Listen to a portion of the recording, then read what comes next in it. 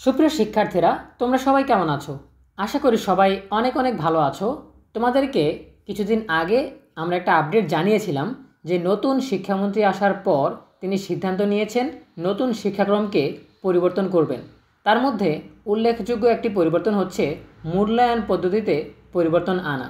So মূল্যায়ন পদ্ধতিতে পরিবর্তন আনা নিয়ে শিক্ষামন্ত্রী বলেছিলেন যে মূল্যায়ন পদ্ধতিকে আরও সহজ করা হবে, আরও সহজবোধ্য করা হবে, যাতে মূল্যায়ন করাটাও সহজ হয়। আবার মূল্যায়নের যে পদ্ধতি সেটা শিক্ষক, শিক্ষার্থী, অভিভাবক সবার জন্য বোঝা যাতে সহজ হয়। সো সেই প্রক্রিয়া কতটুকু এগিয়েছে সেই বিষয়ে শিক্ষামন্ত্রী নিজেই জানিয়েছেন আজকে। ঠিক আছে? সো কীভাবে মূল্যায়ন পদ্ধতিটাকে আরও সহজ করা হবে, মূল্যায়ন পদ্ধতির কীরকম পরিবর্তন আসবে, পরিবর্তন কবে আসবে, এই বিষয়গুলো নিয়ে আমরা আজকের ভিডিওতে বিস্তারিত জানার চেষ্টা করব। সো শুরু করার আগে সবার কাছে ছোট্ট একটা রিকোয়েস্ট করছি, যারা এখনও আমাদের চ্যানেলটিকে সাবস্ক্রাইব করোনি তারা এখনই সাবস্ক্রাইব করে ফেলো, তাহলে পরবর্তীতে তোমাদের জন্য প্রয়োজনীয় সকল শিক্ষণীয় আপডেট, সকল পরামর্শ সবার আগে পেয়ে যাবে। তাহলে চলো আমরা দেরি না করে সরাসরি মূল টপিকে চলে যাই। সো এইখানে তোমরা একটি নিউজ দেখতে পাচ্ছ, নতুন শিক্ষাক্রমে মূল্যায়ন সহজ করতে আলোচনা চলছে বলছেন শিক্ষামন্ত্রী। সো আমরা বিস্তারিত জানার জন্য একটু নিচে স্ক্রল করছি। নতুন শিক্ষাক্রম অনুযায়ী শিক্ষার্থী মূল্যায়নের বিষয়টি অভিভাবকদের কাছে সহজ করার জন্য আলোচনা চলছে বলে জানিয়েছেন শিক্ষামন্ত্রী মহিবুল হাসান চৌধুরী। আজ বৃহস্পতিবার থেকে শুরু হওয়া এসএসসি ও সমমানের পরীক্ষা নিয়ে আয়োজিত সংবাদ সম্মেলনে সাংবাদিকদের প্রশ্নের জবাবে শিক্ষামন্ত্রী এসব কথা বলেন। এবারের এসএসসি দাখিল, এসএসসি ভোকেশনাল পরীক্ষায় মোট শিক্ষার্থী 20,24,192 জন। প্রতি বছরই শিক্ষা মন্ত্রণালয়ের দায়িত্বপ্রাপ্ত মন্ত্রী পরীক্ষা কেন্দ্র পরিদর্শন করেন। তবে নতুন শিক্ষামন্ত্রী মহিবুল হাসান চৌধুরী পূর্ব ঘোষণা অনুযায়ী পরীক্ষা কেন্দ্র পরিদর্শনে যাননি। শিক্ষামন্ত্রী মনে করেন পরীক্ষার কেন্দ্র পরিদর্শনের কারণে শিক্ষার্থীদের উপর এক ধরনের হয়রানিমূলক পরিস্থিতি, মানসিক যন্ত্রণা ও জনদুর্ভোগ সৃষ্টি হয়। অবশ্য পরীক্ষার বিভিন্ন বিষয় নিয়ে কথা বলার জন্য আজ সংবাদ সম্মেলনের আয়োজন করা হয়।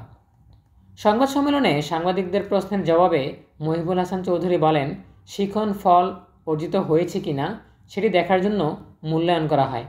মূল্যায়নের একটি পদ্ধতি হলো পরীক্ষা। অতীতে ও এখনও দেখা যাচ্ছে যে পদ্ধতিতে পরীক্ষা নিয়ে মূল্যায়ন করা হচ্ছে তাতে যথাযথভাবে জানা যাচ্ছে না যে শিক্ষার্থীর শিখন ফল অর্জন হয়েছে কিনা। পরীক্ষার ফল ভালো, কিন্তু শিখন ফলের জায়গায় ঘাটতি রয়ে যাচ্ছে বলে জানান মহিবুল হাসান চৌধুরী। তিনি বলেন, শিক্ষার্থীরা জিপিএ 5 পাচ্ছে, কিন্তু তারা নানা বিষয়ে যে কাঙ্ক্ষিত দক্ষতা ও জ্ঞান অর্জনের কথা ছিল সেটি হচ্ছে না। তাই মূল্যায়ন অর্থাৎ নতুন শিক্ষাক্রম অনুযায়ী মূল্যায়ন পদ্ধতিতে দীর্ঘ সময় পর জ্ঞানের যাচাই, অর্থাৎ এতদিন ধরে চলা পরীক্ষা পদ্ধতি করার পাশাপাশি বছরের প্রথম দিন থেকেই শিক্ষকেরা মূল্যায়ন করতে পারবেন শিক্ষার্থীর দক্ষতা অর্জন করতে পারছে কিনা। এর পাশাপাশি আগের মতো কিছু পরীক্ষা পদ্ধতিও থাকবে। এটি একটি মিশ্র পদ্ধতি।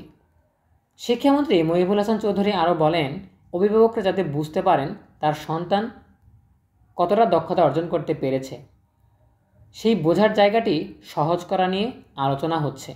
এর আগে নতুন মন্ত্রিসভায় শিক্ষামন্ত্রীর দায়িত্ব পাওয়ার পর সচিবালয়ে সাংবাদিকদের প্রশ্নের জবাবে মহিবুল হাসান চৌধুরী বলেছিলেন, প্রয়োজন সাপেক্ষে নতুন শিক্ষাক্রমের মূল্যায়নে অবশ্যই পরিবর্তন আসবে। 2023 সালের জানুয়ারি থেকে প্রথম, ষষ্ঠ ও সপ্তম শ্রেণীতে নতুন শিক্ষাক্রম চালু হয়েছে। চলতি বছর দ্বিতীয়, তৃতীয়, অষ্টম ও নবম শ্রেণীতে তা শুরু হয়েছে। এরপর 2025 সালে চতুর্থ, পঞ্চম ও দশম শ্রেণীতে তা চালু হবে। উচ্চ মাধ্যমিকে একাদশ শ্রেণীতে 2026 সালে এবং দ্বাদশ শ্রেণীতে 2027 সালে নতুন শিক্ষাক্রম চালু হবে। নতুন শিক্ষাক্রমে শিক্ষার্থীদের মূল্যায়নের বড় অংশ হবে শিক্ষা প্রতিষ্ঠানের ধারাবাহিক বা শিক্ষণকালীন মূল্যায়ন। ঠিক আছে? সো এই ছিল আমাদের এখনকার আপডেট। আজকের আপডেট থেকে আমরা জানলাম যে নতুন শিক্ষাক্রমের যেই মূল্যায়ন পদ্ধতি সেটাকে পরিবর্তন করা হচ্ছে, সেটাকে আরও সহজবোধ্য করা হচ্ছে। সো শিক্ষার্থীরা তাদের কাঙ্ক্ষিত দক্ষতা অর্জন করতে পারছে কি না সেই বিষয়টা বোঝার জন্য আরও একবার পর্যালোচনা করা হচ্ছে নতুন শিক্ষাক্রমের মূল্যায়ন পদ্ধতি। সো আমরা আশা করব খুব শীঘ্রই তারা চূড়ান্ত সিদ্ধান্তে পৌঁছাতে পারবেন যে নতুন শিক্ষাক্রমের মূল্যায়ন পদ্ধতিটা কী হতে যাচ্ছে, ঠিক আছে, সেটা যাতে শিক্ষার্থীদের জন্য যথোপযুক্ত হয়, অভিভাবকদের জন্য বোধগম্য হয় এবং শিক্ষার্থীদের জন্য সহজবোধ্য হয়, ঠিক আছে। সো দেখা হবে পরবর্তী আপডেট নিয়ে নতুন কোনো ভিডিওতে। সেই পর্যন্ত সবাই ভালো থাকো, সুস্থ থাকো, নিরাপদে থাকো। সকলের জন্য রইল অনেক অনেক শুভকামনা। এতক্ষণ ধরে আমাদের সাথে থাকার জন্য সবাইকে অসংখ্য ধন্যবাদ।